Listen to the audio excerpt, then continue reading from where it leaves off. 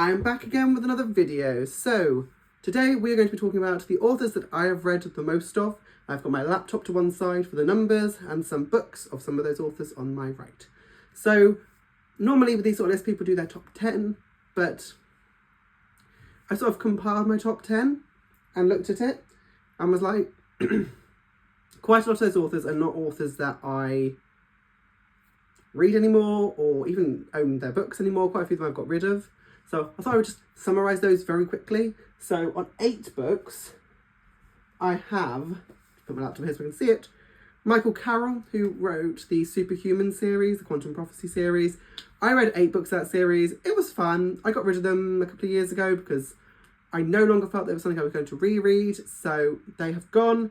Also on 8, Lemony Snicket, Series of Unfortunate Events. I have not read the first 8, I've read 8 in a random order. Once again, not an author I'm going to pick up any more of. I didn't finish the series, doesn't interest me, that is gone. Then on 10 books, Holly Black. I have read a reasonable amount by her. I've read the 3 books in the Tithe trilogy. What's it called? I don't know what it's called at all. It's the Tithe, Valiant, Ironside trilogy. Modern Fairy Tales, that's what it's called. And I've read the 5 books in the Magisterium by Cassandra Clare and Holly Black. And then I've read The Coldest Girl in Cold Town and The Darkest Part of the Forest. And I kept those 2. I got rid of the Modern Fairy Tales trilogy because I didn't really fancy them. And I've kept the Magisterium because I did really enjoy that series. But once again, not an author I'm going to reach to massively. Then on 11 books, I've got Paul Stewart. He wrote the Edge Chronicles, which I read years ago now. God, that would have been the 2015-2016 time. My friend lent them to me, and I did really enjoy them when I read them. They were very fun, they were very different. It's very sort of whimsical, middle grade fantasy. But again, there's been the sequel trilogy in that, and I'm not likely to pick it up because I didn't own them in the first place. So I've just sort of let that one stay there. It was good fun when I read it, not going to rush to read more. Then we get to the 2 honourable mentions, and that is Roald Dahl on 13 books. I read a lot of Roald Dahl growing up. It's very much a British thing, I think, that Roald Dahl is so read. You know, Charlie and the Chocolate Factory, Matilda, all of them. I still have a bunch of his books that I will keep for if and when I have children, but I'm not going to reread them. I'm not going to read massive more Roald Dahl books. So he's on the list, but he's got 13.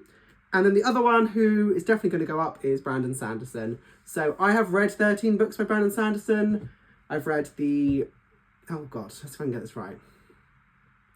3 of the Alcatraz books, 4 of Mistborn books, including the original trilogy, Elantris, Warbreaker, Way of Kings, The Rhythmatist, White Sand Volume 1, Steelheart, I think. Yeah, for those 13, so that's Brandon Sanderson. He will be going up. I obviously want to read more of his books this year, so fingers crossed I get to those this year. But now on to the top 5. This is where we get to some of the good stuff. So, in 5th place, with 14 books, is Anthony Horowitz. So, Anthony Horowitz is an author who I used to love a lot. I used to read a lot of his work. He wrote the Alex Rider series, which is that middle grade spy series that everyone loved in 2005. They made a TV show of it a couple of years ago. It was actually pretty good. I watched season 1.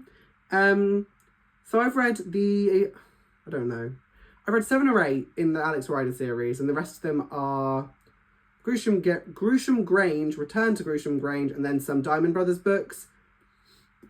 I was going to pick up the I don't know what it's called, the Ravensgate series. That was by him also. It's more of a fantastical series. Never got round to it. I think I'm probably just going to leave it because I've got so many other books I'd rather read. And yes, Anthony Horowitz definitely had a place in my heart. And I've kept his books. I haven't got rid of them because I do think they are fun reads. But whether I reread them in the future, not likely. So we'll see. I'm keeping hold of them for now. I think these are books that I would try and get my children to read again. So I've kept hold of them. But yes. Anthony Horowitz. Moving up, we jump now to 17 books, and that is Mr. Garth Nix. I've read a lot by him. I know I've read a lot by him. So this is one of the books in the Keys to the Kingdom series, which I used to talk about all the time. I absolutely adore this series. It is a middle grade fantasy about a boy who discovers that there is a house that is the centre of the universe, and he basically becomes the inadvertent heir to the universe. It's very fun. There are 7 books in the series that I have read. I've read 3 books in the Old Kingdom series. I've read 6 books in the Fall series. And then I've read a short story and then a short story collection by him. So I've read a fair chunk. I probably will read more Garth Nix. I think I do want to pick up more books in the Old Kingdom series because Sabriel was very good. The other 2, Aborson and Lirael, I didn't love. But I'm willing to pick up more because I really enjoy his writing style. So Garth Nix is a good guy. I like Garth Nix's writing.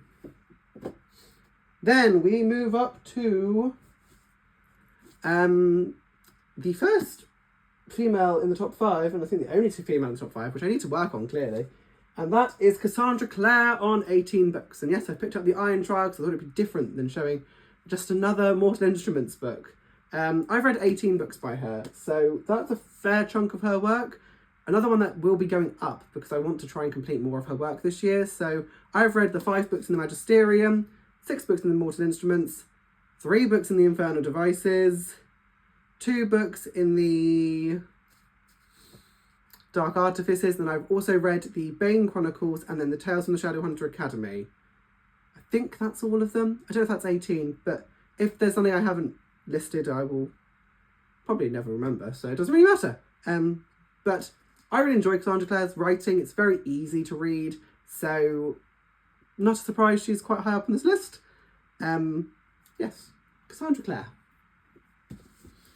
Then my penultimate one, number 2, is Mr. Darren Shan.